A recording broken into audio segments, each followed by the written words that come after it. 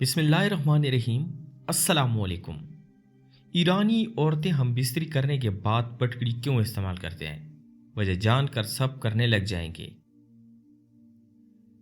मेरे शौहर की नौकरी ईरान के वापडा ऑफिस में लगी थी, तो वो मुझे अपने साथ ईरान ले आए ताकि उनको या मुझे परेशानी ना हो।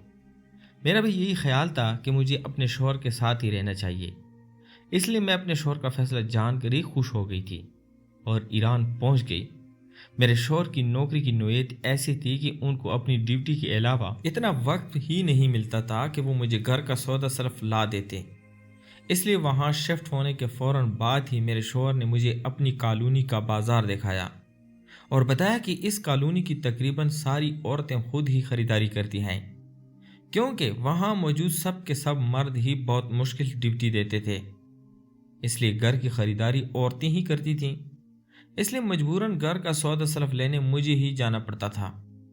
वैसे तो मेरी अभी तक किसी से सलाम दुआ नहीं हुई थी और न ही अभी तक मुझे इन लोगों की ज़बान आती थी। मैं बस बाजार जाती और चुपचाप अपना मतलूबा सामान उठाकर काउंटर पर रखती और दुकानदार मुझे बिल बना देते। लिहाजा जैसे तैसे मैं ख़रीदारी कर ही लिया करती थी। मगर कुछ दिनों के बाद मैंने एक अजीब बात महसूस की थी, और वो ये थी कि ईरानी औरतों की ख़रीदारी में ज़्यादातर पटकड़ी की वाफर मकदार पाई जाती थी। तब मुझे बात जानकर बहुत ही ज़्यादा ताज्जुब हुआ था कि ईरान में पटकड़ी का इस्तेमाल ज़्यादा होता था। और कुछ वक्त मज़ीद गुजरा तो ये बात भी मालूम हुई कि पटकड़ी का इस्तेमाल ईरानी औरतें ख़ुद को क्या करती थी, यानी वो अपनी ज़ाती इस्तेमाल के लिए पटकड़ी का इस्तेमाल करती थी। मैं ये जानकर शदीद हैरत का शिकार हुई थी कि आखिर वो इतनी ज़्यादा पटकड़ी का क्या करती होगी, और आखिर इस पटकड़ी का ऐसा क्या फ़ायदा होगा जो वो सब ईरानी औरतें जब ख़रीदारी करने आती तो सबसे पहले ढेरों ढेरों पटकड़ी लेती थी। और ज़्यादा हैरत तो मुझे ये हुई थी कि इन पटकड़ी की ख़रीदारी रोज़ होती थी। भला ऐसा क्या था इस पटकड़ी की जिसको इतना ज़्यादा ख़रीदा जाता था। समझ से बाहर था, मगर किसी से पूछ भी नहीं सकती थी कि एक तो मुझे उनकी ज़बान नहीं आती थी और दूसरा अभी तक मेरी किसी से इतनी ज़्यादा जान पहचान भी नहीं हुई थी। और जान पहचान बनाना मेरे लिए बहुत ही मुश्किल अमर था, क्योंकि मैं बहुत ज़्यादा खामोश तबा और काम से काम रखने वाली लड़की थी।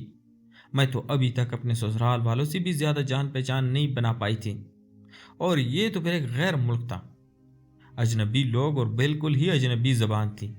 खैर, मैं अपने शौहर की मदद से ईरानियों की ज़बान सीख रही थी ताकि किसी के साथ बातचीत बढ़ा सकूं, क्योंकि इस तरह रहना भी मेरे लिए मसला पैदा कर रहा था।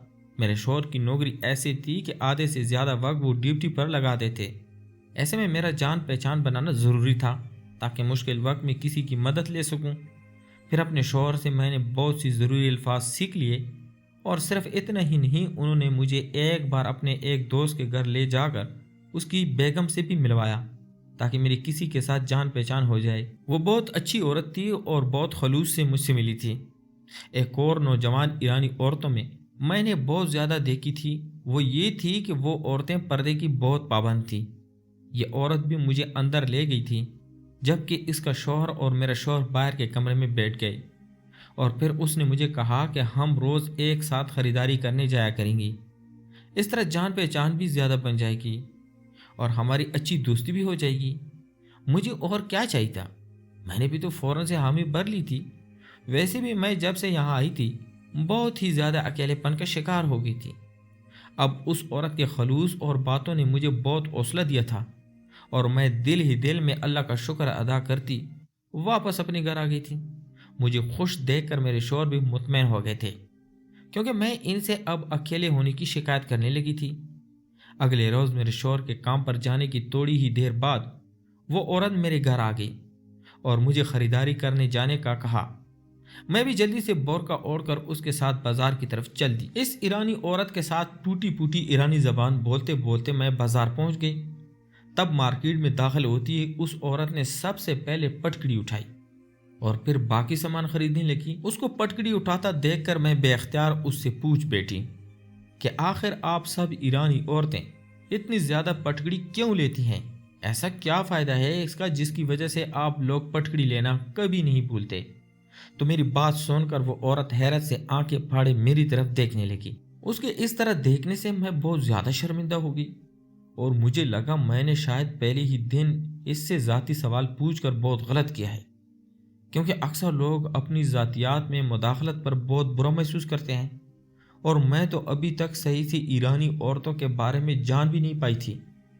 اور آج جب کہ میری اس ایرانی عورت سے دوسری بار ملاقات تھی اور میں نے اس سے ایسا سوال پوچھ لیا تھا کہ میں شرمندگی سے نظریں چرا کر دوسری خریداری کرنے لگی، اور وہ عورت بھی خاموشی سے خریداری کی طرف متوجہ ہو گئی، مگر مجھے کوئی جواب نہیں دیا، جس کی وجہ سے میں مزید شرمندہ ہو گئی اور میں نے سوچ لیا کہ اس عورت سے معذرت کروں گی اور دوبارہ کوئی ایسا ذاتی سوال نہیں کروں گی۔ مشکل سے ایک عورت کے ساتھ میری جان پہچان ہوئی تھی اور اپنی بے وقوفی کی وجہ سے میں نے یقیناً اس کو بھی ناراض کر دیا تھا۔ یہ سوچتی ہوئی میں شرمندہ سی اپنی خریداری کر کے مارکیٹ سے باہر نکل آئی اور ایک سائڈ پر کھڑی ہو گئی اور اس عورت کے باہر آنے کا انتظار کرنے لگی۔ پھر تھوڑی ہی دیر بعد وہ بھی باہر آتی دکھائی دی تو میں جلدی سے اس کے پاس گئی اور پھر ہم نے واپسی کے قدم بڑھائے۔ تب میں نے ہمت کر کے اس عورت سے کہا کہ میں معذرت چاہتی ہوں کہ میں نے آپ سے ذاتی سوال کر لیا۔ دراصل میں جب سے یہاں آئی ہوں تو سب عورتوں کو پٹکڑی کی خریداری کرتا دیکھ رہی ہوں، اس لیے آج رہا نہیں گیا اور آپ سے پوچھ بیٹھی ہوں۔ تو میری بات پر وہ عورت بولی کہ نہیں، مجھے اس سوال کرنے پر برا نہیں لگا، ہاں مگر مارکیٹ میں ایسا سوال کرنا برا لگا۔ ہم عورتیں پردہ کرتی ہیں اور مارکیٹ میں غیر مردوں کے سامنے پھٹکڑی کا ذکر کیا تو مجھے برا لگ گیا، مگر آپ کا بھی قصور نہیں۔ ابھی آپ یہاں نہیں ہے تو یہاں کے طور طریقے جاننے میں تھوڑا وقت لگے گا، اور میں حیران ہوں کہ آپ کو پٹکڑی کا پتہ ہی نہیں کہ یہ کیوں استعمال کی جاتی ہے، حالانکہ شادی شدہ تو آپ ہیں۔ تو اس کی بات سن کر میں نے شکر کا کلمہ پڑھا کہ وہ ناراض نہیں ہوئی تھی، اور پھر میں نے کہا کہ نہیں، میں تو ایسا کچھ نہیں جانتی کہ پٹکڑی سے کیا ہوتا ہے، اور یہ کہ شادی شدہ عورت کا پٹکڑی سے کیا تعلق۔ میری بات سن کر اس عورت نے مجھے تھوڑی عجیب نظروں سے سر سے پاؤں تک دیکھا اور خاموش ہو گئی۔ تب میں نے بھی مزید کوئی سوال نہیں کیا کہ پہلے ہی میں اچانک سوال کر کے شرمندگی اٹھا چکی تھی، مگر حیران ضرور ہوئی تھی کہ آخر اس نے یہ کیوں کہا کہ تم شادی شدہ ہو پھر بھی تمہیں پٹکڑی کا استعمال کرنا بھی نہیں آتا۔ میں شدید حیرت اور تجسس میں گھر چلی گئی تھی اور دل کر رہا تھا کہ ابھی کی ابھی اس راز کو جان لوں، اور پھر میرے انجان ہونے پر بھی تو کتنا عجیب رویہ تھا اس کا، یوں جیسے میں پٹکڑی کا استعمال نہ کر کے کچھ غلط کر رہی ہوں، یا میں نے اس بات سے انجان ہو کر کوئی بڑا جرم کیا ہو۔ میں سوچوں میں گھیری اپنے گھر کے کام نپٹا رہی تھی، اور گھر کے کاموں سے فارغ ہونے کے بعد مجھے اور کچھ نہیں سوچا تو میں نے موبائل اٹھایا اور یوٹیوب اور گوگل پر پٹکڑی کے استعمال اور اس کے فوائد دیکھنے لگی کہ شاید مجھے وہاں سے کوئی خاص بات معلوم ہو جائے کہ جس میں شادی شدہ عورتوں کا پٹکڑی استعمال کرنا بہت ضروری ہوتا ہے۔ مگر کتنی دیر گوگل اور یوٹیوب جان لینے کے بعد مجھے کوئی ایسی خاطر خواہ بات معلوم نہیں ہوئی تھی، تو میں نے تھک کر موبائل رکھ دیا اور اپنے شوہر کے آنے کا انتظار کرنے لگی۔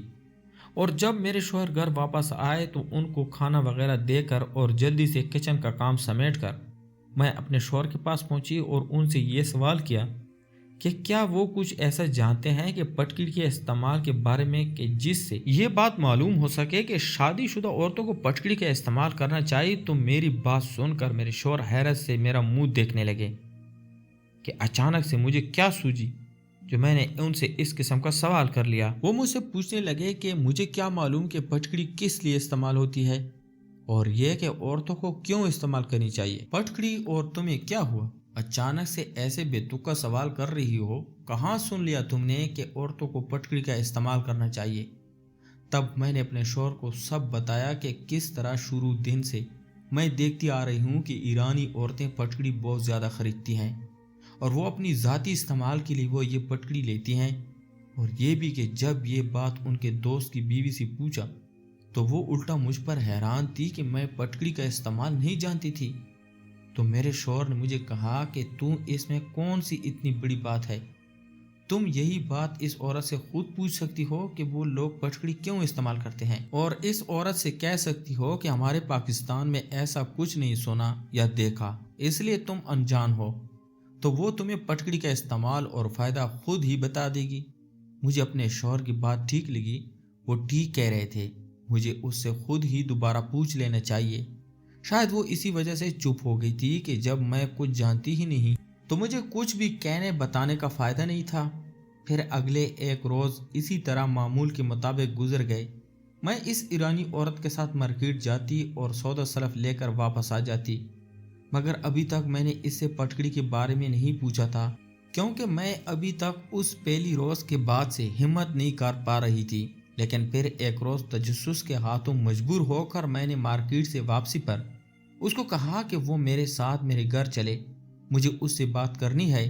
तो वो फौरन मान गई और मेरे साथ घर आ गई।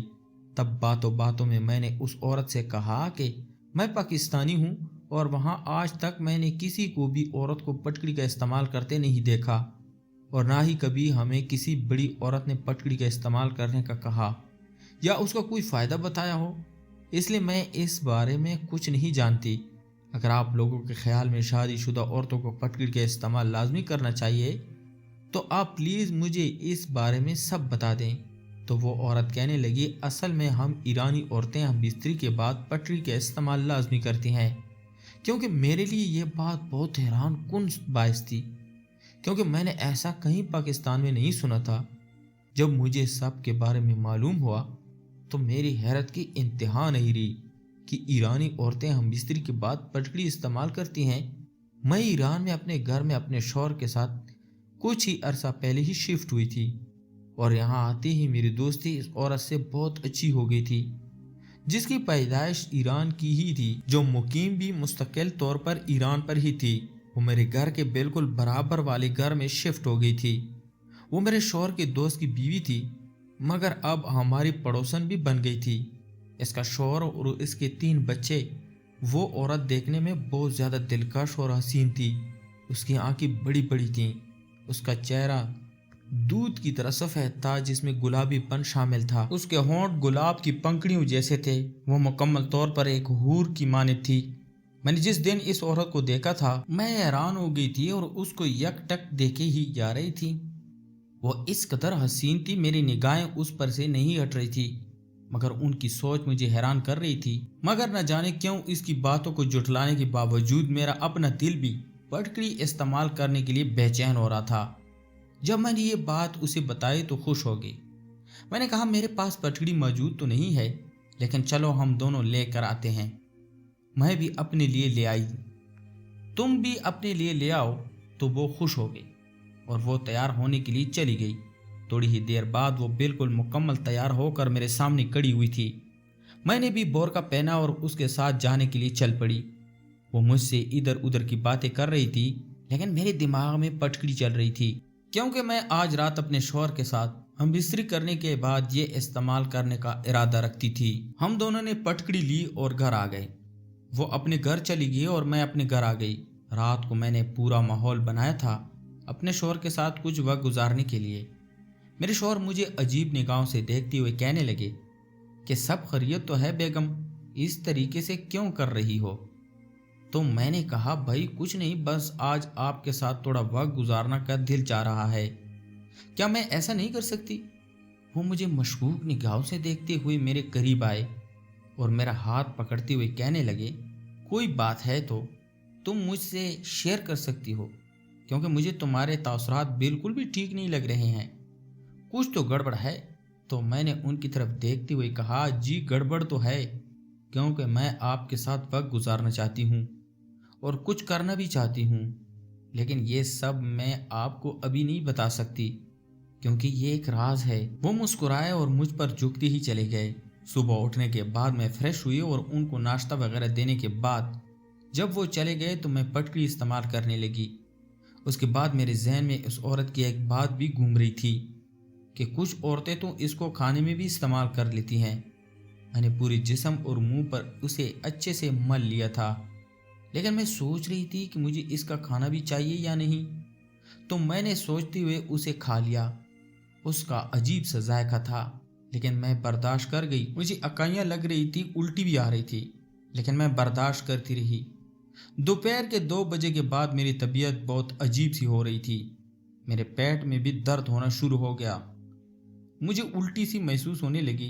میں اپنی بچی اور بیٹیوں کے ساتھ بیٹھی ہوئی تھی کہ اچانک مجھے اتنی زور سے اکائی آئی اور میں فوراً واش روم میں بھاگی۔ مجھے بہت بڑی الٹی ہوئی تھی اور عجیب سی طبیعت ہو گئی تھی اور میں بالکل نڈھال ہو کر ہو گئی تھی۔ میں وہیں پر گر گئی۔ میرے بچے بہت پریشان ہو گئے تھے اور برابر سے اس عورت کو بلا کر لے آئے۔ وہ میری طرف دیکھ کر پریشانی سے بولنے لگی، سب خیریت تو ہے؟ تمہیں ایسے اچانک کیا ہو گیا؟ کل تک تو تم بالکل ٹھیک تھی۔ مجھ سے کچھ بولا نہیں جا رہا تھا، بس میں بول رہی تھی میرے شوہر کو بلا دو، بس میں ہی بولی جا رہی تھی۔ اس عورت نے میرے شوہر کو بلانے کے بجائے ڈاکٹر کو بلایا اور میرا چیک اپ کرانے لگی۔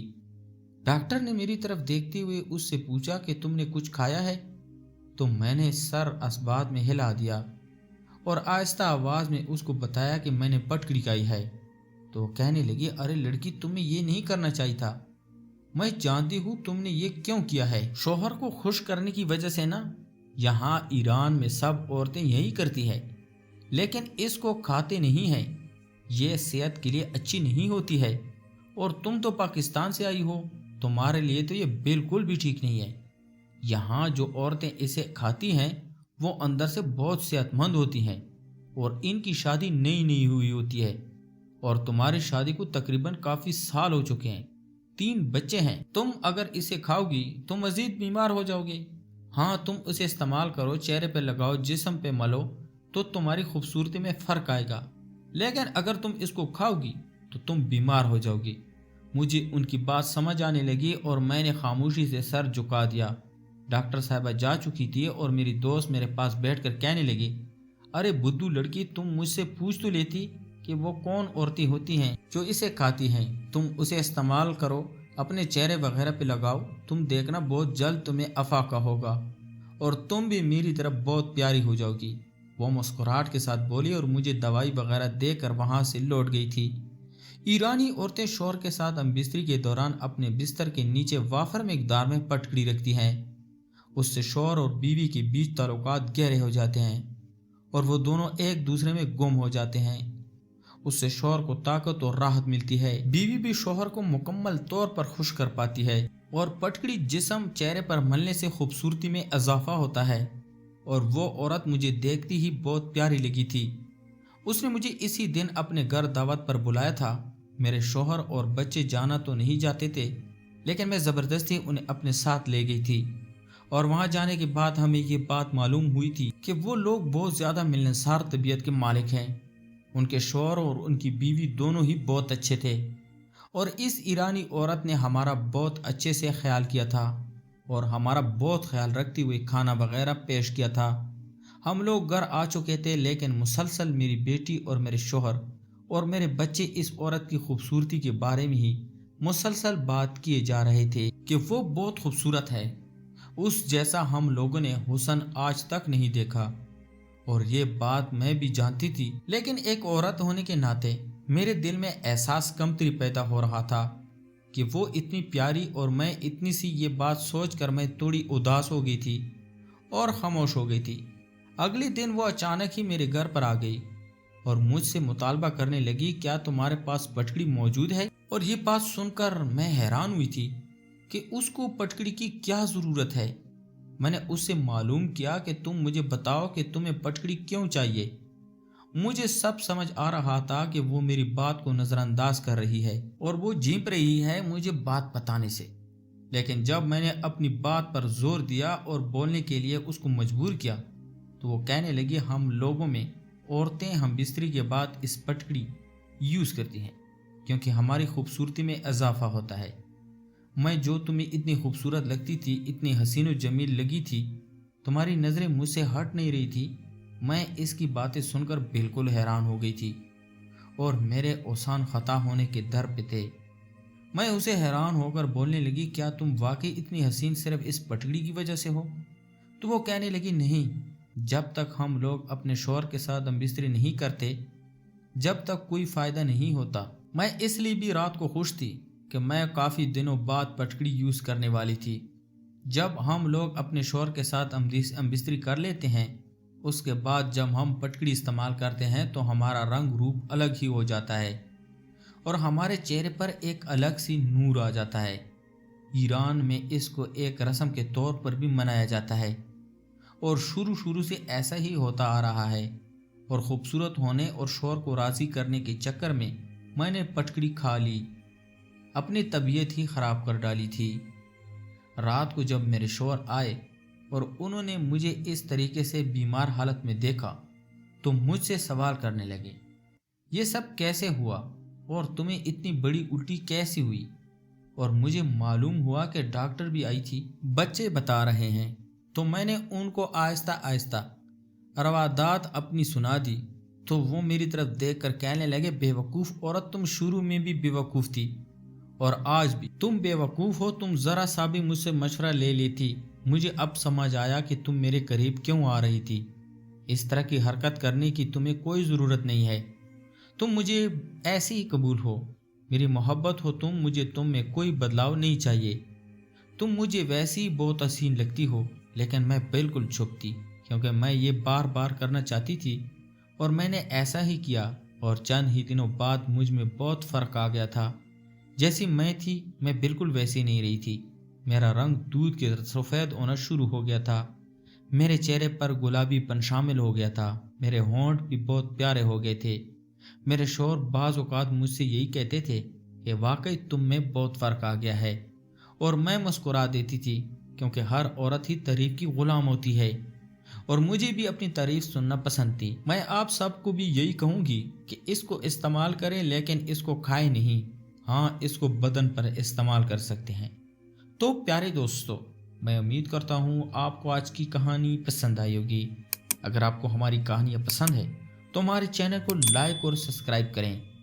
तो मिलते हैं एक और इंटरेस्टिंग स्टोरी के साथ। तब तक अपना ढेर सारा ख्याल रखिएगा। अल्लाह हाफिज़।